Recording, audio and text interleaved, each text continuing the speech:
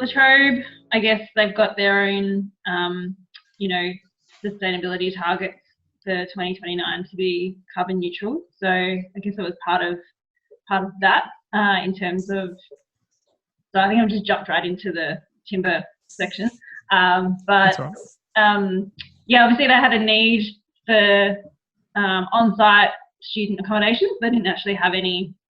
They didn't really have enough. So they just, I guess, at the time were forward thinking of like what they can provide for students. This was actually stage one. There's meant to be further stages as well.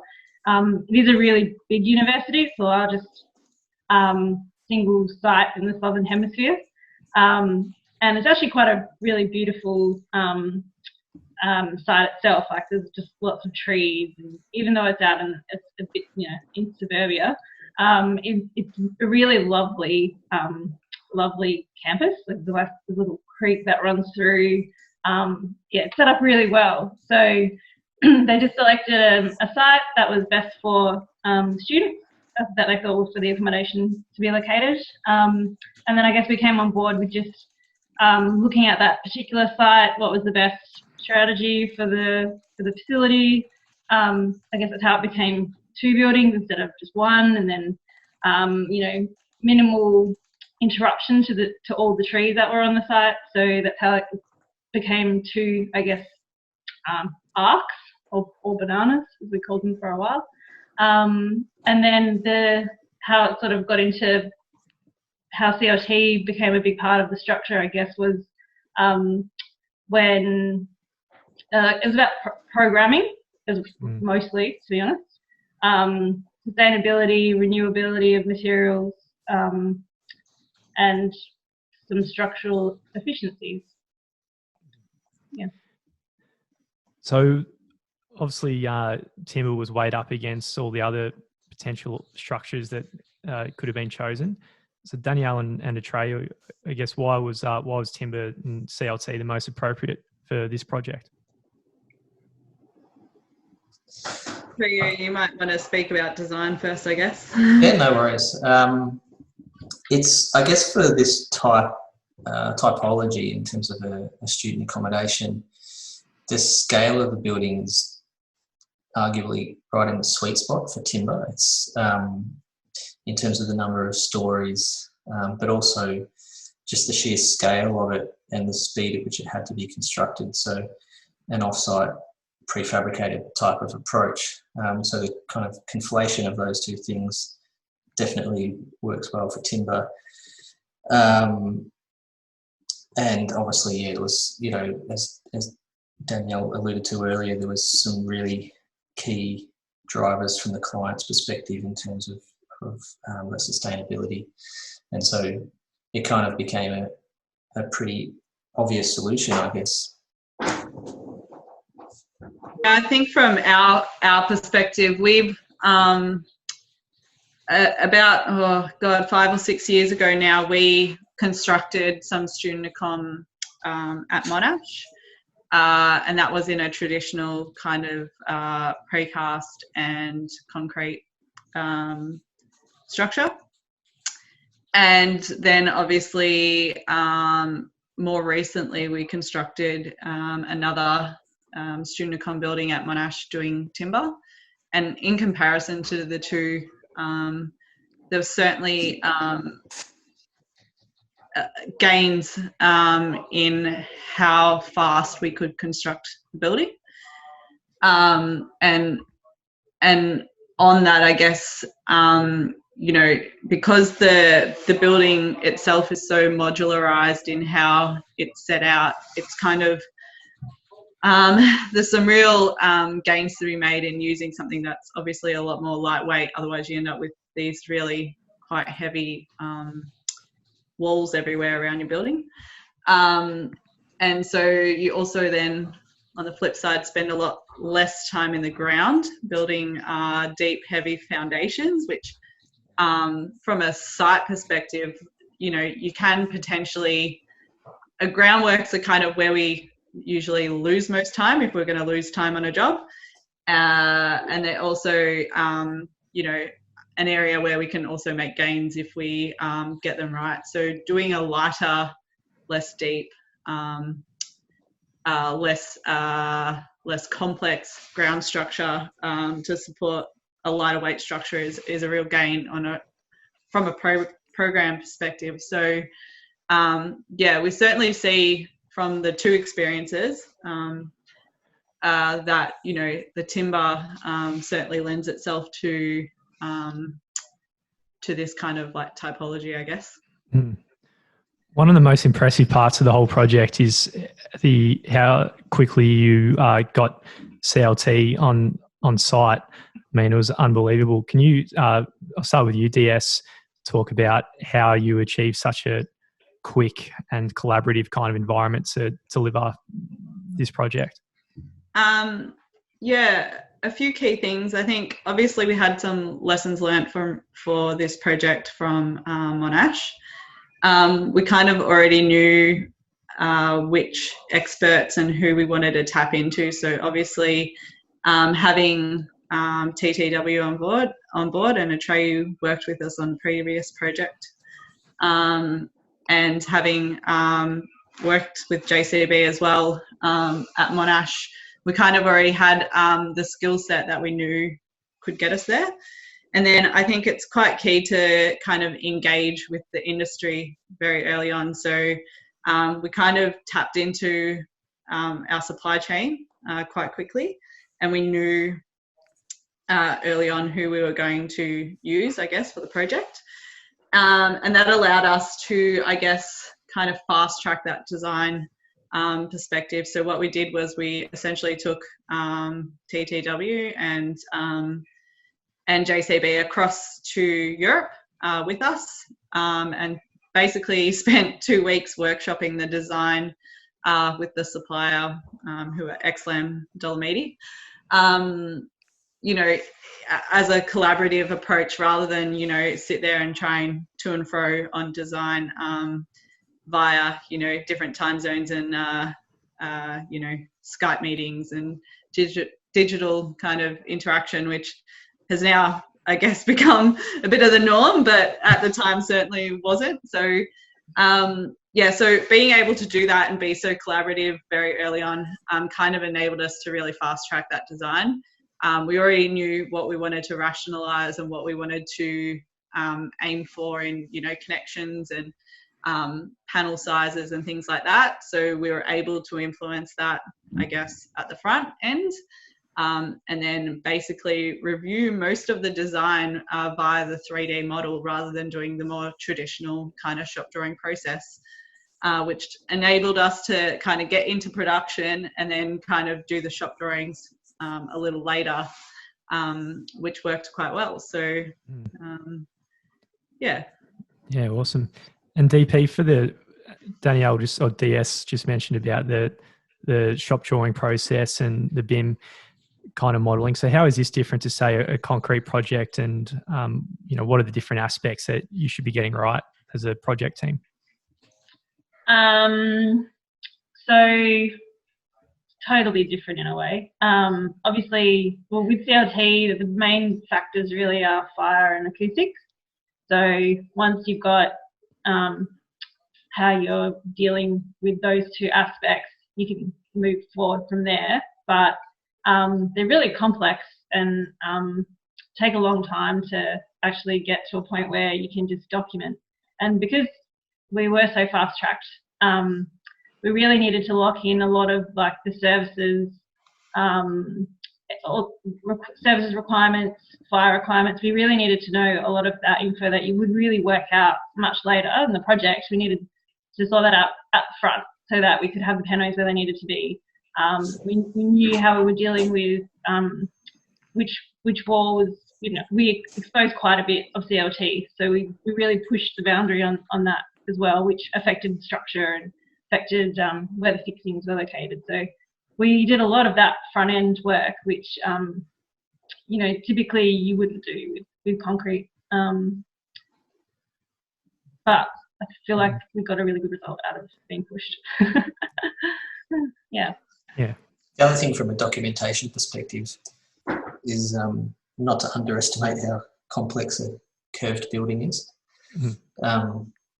it's it's probably easy in retrospect to say that it was a pretty straightforward process, but it would have been a lot simpler had it been an orthogonal building. And I know our documenters, and I'm sure JCB felt the same.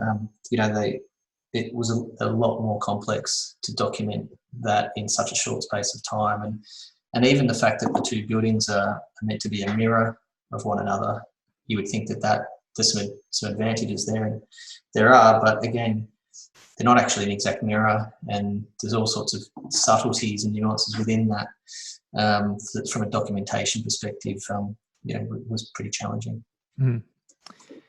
Yeah, the finishes inside all the rooms have got the exposed CLT, as you mentioned, and it's a beautiful finish when you get it right. And there's always a balance between covering CLT to having some exposed to get the value of that. Can you speak a bit about the fire approach, and if you were able to leverage any tests from the Monash project or anything like that, or learnings from that using the same detail into this, and because you've already used that detail in the past or that build up, did it expedite the process for Latrobe? Danielle's probably got a lot more intel on that, but I guess architecturally, the two buildings are kind of two different beasts, and I feel also that the consultant team plays a really big part in the outcome. So, for instance, what one building surveyor translates the BCA is totally different to another building surveyor. Same with acoustics, surprisingly, actually, with acoustics. So architecturally, we found that we were a lot more restricted on this project than we were at Monash, for whatever reason, and it took a lot more work for us to get as much exposed as we have. Maybe Danielle can talk more about how that was achieved. Yeah, we certainly see there's a lot of conservatism, call it that, in the industry at the moment. Not just in this project, which actually we've done quite well here, but certainly in some other projects that we're kind of working on as a business. And I think, fortunately for this project, it is fairly low rise, and we kind of fall under some things in the construction code that kind of allow us to do a little bit of exposing. We have done quite a lot of testing, and we were able to leverage off some of that from Monash, particularly because we were using the same supplier for the timber. And then also we kind of engaged with the same services subcontractors in most cases, and that was we still went to, I guess, a competitive tender, but it kind of assisted those subcontractors being knowledgeable around dealing with timber and how to treat fire penetrations and things like that from their previous experiences. So we're able to use a lot of their expertise and the kind of details that we'd tested at Monash. We kind of did some independent testing on products to then be able to also use that IP, I guess, here. We did do further testing here because as happens, I guess you have kind of one-off details or new details or new services or new things that might not necessarily have come up before that you need to kind of provide some evidence for, or at least have a way to infer that they're similar enough to be deemed, okay to proceed, I guess.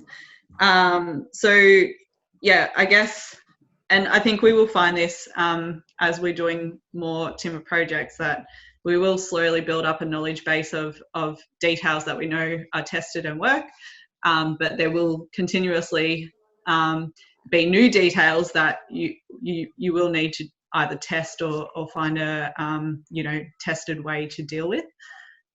So yeah, I think everything we've done at Latrobe has kind of been easier to get to have the building surveyor and their fire engineers satisfied because we have had some previous data, but again, it's always those like 5% details that you haven't thought about or haven't seen before that you have to deal with.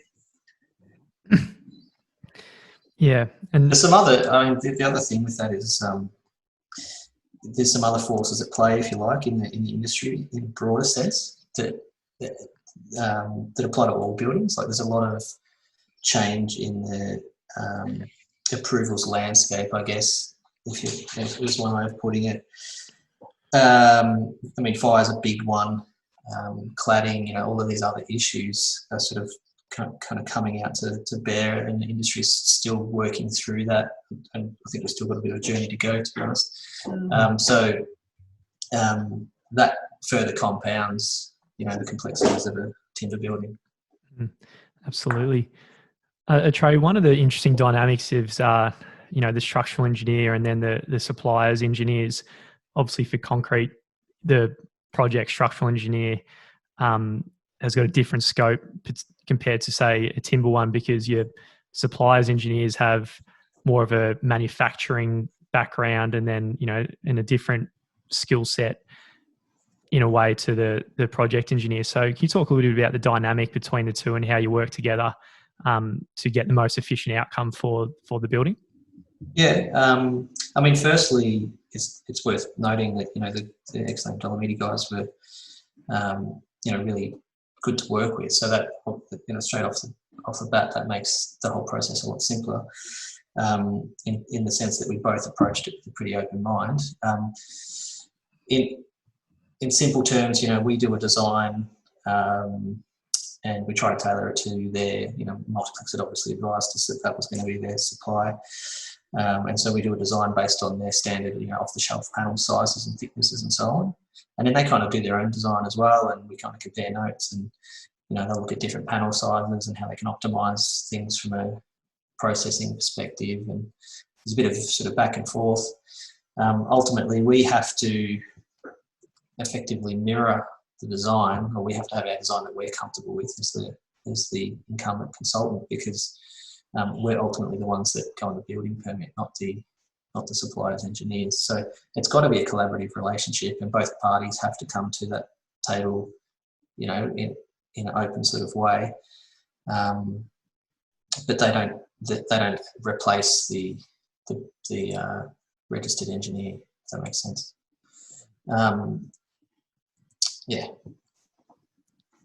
Yeah, absolutely. And how did you, I guess this is for everyone, leverage the advantages of both materials, like concrete, using concrete where it's best, and using timber where it's best? Exploration, like we did some studies earlier, you know, to look at getting rid of concrete entirely, you know, and, you know, concrete works better in some instances. And so there was, I think, and not just from a structural perspective, but also from constructability, fire approvals risk, and all sorts of considerations. And so I think you kind of just work through it like any design process. It's an iterative thing, and you have all the relative people come to the table, you know, the architect, builder, look at some different options, and you know, you kind of strike the balance. And I guess for you as well, DS, working with timber and concrete, especially at the transfer levels, you know, how is that different to the upper levels where it's just pure timber? Yeah, look, we're obviously, we love building in concrete because we know how to do it. And we have all our, you know, trades and everyone ready to go. I think, to be honest, the reality of doing the build as fast as we have done it has meant that we really, regardless of the fact that obviously concrete does some things better, and you know, the more open common areas on the lower levels lend themselves to concrete. But the reality is there's just no way we could have got timber here fast enough to do the entire building in timber unless we wanted to delay the start date of the build. So we kind of had to hit the ground running, get all our foundations done, our groundworks done, and start with a concrete structure just to give us enough time to actually procure the timber and get it here. Otherwise we would have a nice standstill in the middle there.